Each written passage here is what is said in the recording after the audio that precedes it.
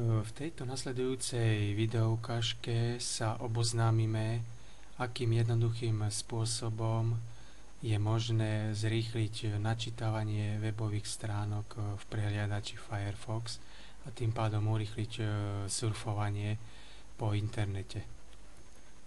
Po samotnej inštalácii Firefoxu jeho prvotné nastavenia sú také, ktoré umožňujú sťahovanie jednotlivých súborov po častiach nesúbežne. Je možné povoliť v tomto programe pipelining, to znamená súbežné sťahovanie viacerých súborov alebo zložiek, ktoré tvoria samotnú načítavanú webovú stránku. Tento spôsob sa doporučuje hlavne pre užívateľov, ktorí majú širokopásmové pripojenie na internet, to je DSL pripojenie, optický kábel a tak ďalej. V samotnom konfigu Firefoxu je možné nastaviť ďaleko viac užívateľských rozhraní. Tým sa teraz zaoberať nebudeme. V tomto videu si ukážeme len samotné nastavenie položiek, ktoré ovplyvňujú rýchlosť načítavania webových stránok. A ako som už spomenul, týka sa to hlavne pripojenia širokopásmového internetu. Do konfiguračného záznamu programu sa dostaneme napísaním hodnoty about config do adresného riadku. Ja si tieto hodnoty skopírujem.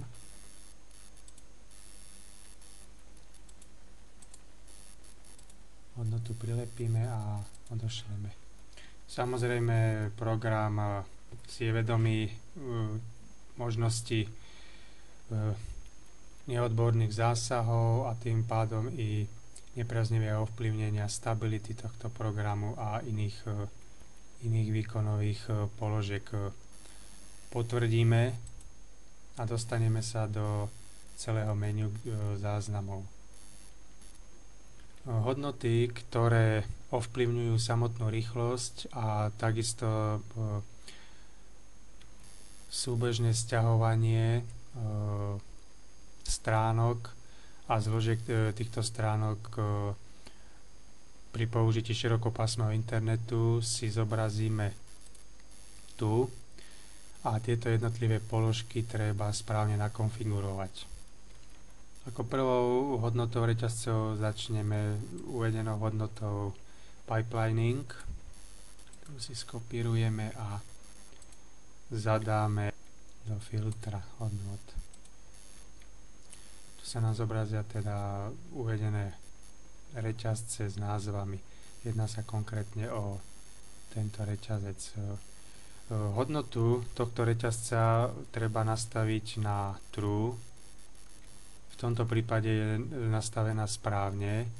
Pokiaľ je nastavená na hodnote false, tak pravým tlačítkom kliknete na hodnotu a jednoducho zapnete prepnúť. Prepne sa na hodnotu opozitnú. My túto hodnotu vrátime naspäť. Obdobným spôsobom nakonfigurujeme hodnotu proxy pipeline. Táto hodnota vlastne zabezpečuje súbežné sťahovanie zložiek načítavanej stránky z viacerých proxy serverov naraz. Čiže hodnotu si skopírujeme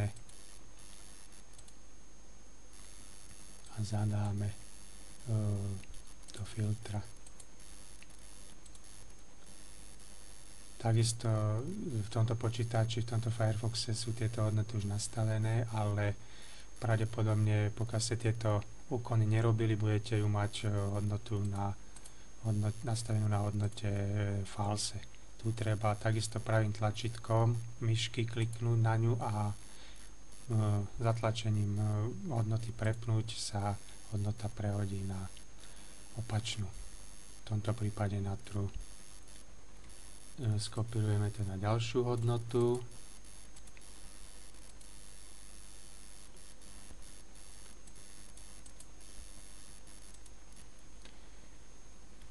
Ako vidíte, zobrazili sa nám dve hodnoty, čiže môžeme rovno zadať aj hodnotu max connection a max connection per server. Hodnota max connection sa doporučuje zadávať do čísla, do hodnoty 100. Odskúšaná, odsledovaná hodnota pre DSL pripojenie je 96. Hodnota max connection per server sa doporučuje zadávať od 15 do 32. Nižšiu hodnotu zadávať pre DSL pripojenie s nižšou rýchlosťou a vyššiu hodnotu, maximálnu hodnotu teda pre maximálne rýchlosti, to je pre káblové pripojenie internetu. V našom prípade sa jedná o DSL pripojenie Turbo 2, v tom prípade necháme hodnotu 15. Upravíme si ďalšiu hodnotu, skopírujeme celý názov, musí byť skopírovaný, respektíve napísaný presne.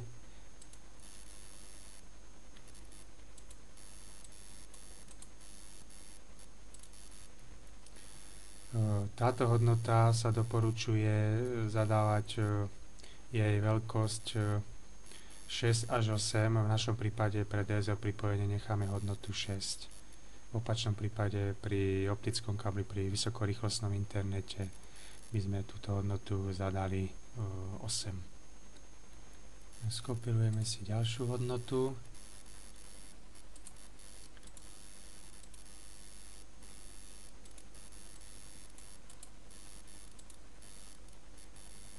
Ako vidíme, môže sa stať, že táto hodnota reťazca v konfiguračnom súbore Firefoxu sa nenachádza. V tom prípade ju musíme vytvoriť a zadať patričné hodnoty.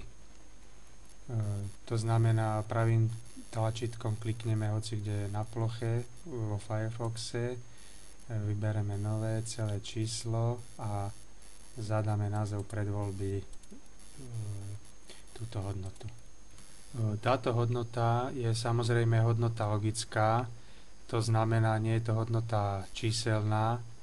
V tomto prípade sme si ukázali, akým spôsobom, jednoduchým spôsobom je možné urobiť reťazovú hodnotu, ktorá nebude mať žiadny účinok.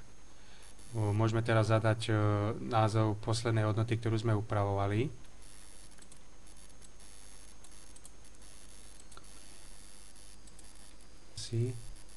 Skopírujeme si túto hodnotu, zadáme do riadku. Ako vidíme, je teda tu zadaná hodnota 0. My potrebujeme samozrejme tento reťazec mať nastavený ako reťazec logicky. V tomto prípade, pokiaľ je hodnota 0, nič sa nedeje, reťazec sa bere ako reťazec nefunkčný, čiže spravíme obdobným spôsobom logickú hodnotu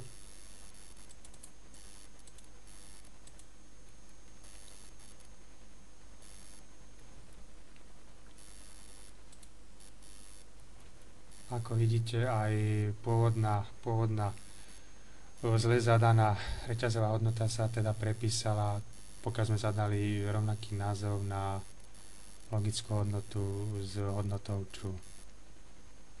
Ďalšou hodnotou, ktorú upravíme, je hodnota táto.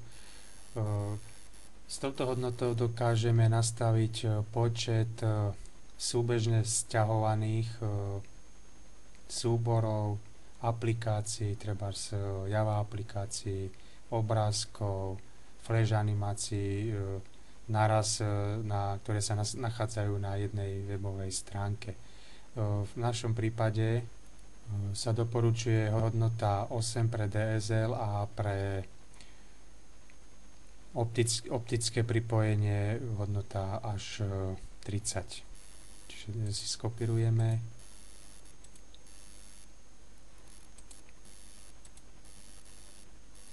Ako vidíme, tu máme hodnotu nastavenú na 30, môžeme ju ponechať, nič sa nedeje.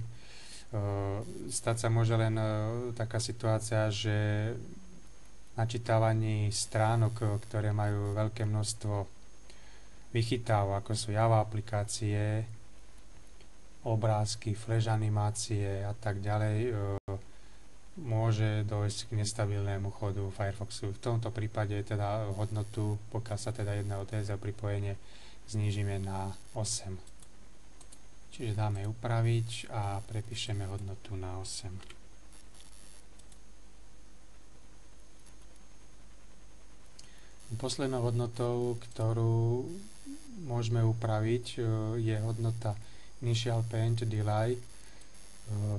Táto reťazová hodnota zadáva maximálny počet, alebo lepšie povedané čas, ktorý Firefox čaká po stiahnutí v jednom pásme, kým začne stiahovať súbory na načítavanej stránke. V tomto prípade môžeme nastaviť hodnotu 0, to znamená, že pokiaľ Firefox stiahne ako príklad jednu fotku v pásme a toto pásmo je voľné, bez časovej predlohy začne stiahovať ďalšie dáta.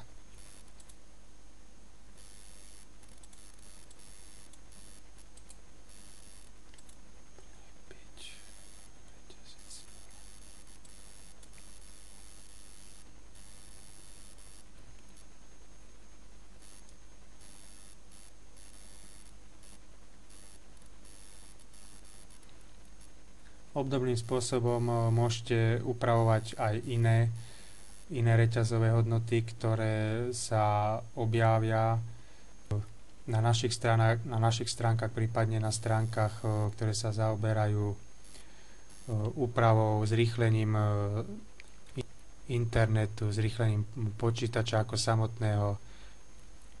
Doporučuje sa samozrejme robiť pred takouto úpravou samotnú zálohu nastavenia Firefoxu. Veľmi záslužným programom, vlastne rozšírením Firefoxu je program FireTune. Je to vlastne rozšírenie Firefoxu a týmto rozšírením môžete jednotlivé úpravy, ktoré vlastne môžu spôsobiť pri neodbornom zásahu nestabilitu Firefoxu, prípadne iné negatívne javy vrátiť do pôvodného stavu. Prípadne môžete hodnoty, ktoré ste prepísali, vrátiť manuálne naspäť sami.